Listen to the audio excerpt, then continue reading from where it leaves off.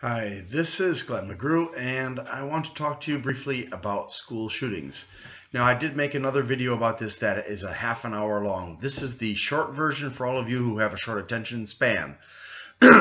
School shootings are caused by two factors. One of them stems from the home and community, the other stems from school.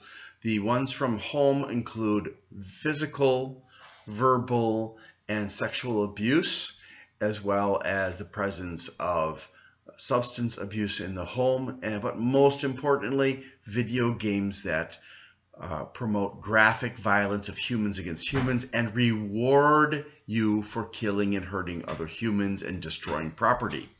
And there are several games of that variety. The oldest that I can think of being Counter-Strike, which is very famous for that, and I think it's still being played to this day. Those promote within the child's brain development that changes the way the brain operates and also normalizes violence against other people and destruction of private property and public property. These video games need to be regulated, okay?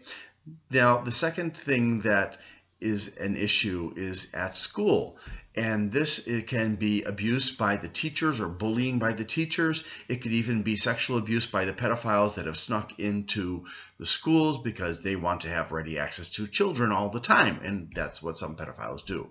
But the biggest thing is the bullying, students bullying each other, and this needs to be addressed, okay? Because when you get a child who is being fed violence and negativity at home, especially through the video games that reward violence, and they are experiencing abusive behavior at school, you create a combination of two different things, depression and anger. You put those together and you create a child who is ready to go off on the world to destroy. And that is very, very dangerous, and that is the primary reason that we have children going into schools with weapons of destruction, firearms, grenades possibly, and killing and hurting lots of students and teachers. They feel a lot of bad things have been done to them, and they don't want to take it anymore, and they decide, okay, hey, I do this in the video games, I see this on TV, I see it in the movies, I might as well go ahead and do it myself, and then I can get my revenge. Okay, so let's not focus on gun control, because gun control is not the issue here. Yes, the students shouldn't be able to get access to guns, but guns didn't cause the situation. Guns were used to express the emotional turmoil the child was in. What caused it was what was happening at home and what was happening at school. If we address those issues, because this sort of thing did not used to happen when I was young, okay? When I was in my teens and in my 20s and stuff, you didn't hear about this stuff until Columbine.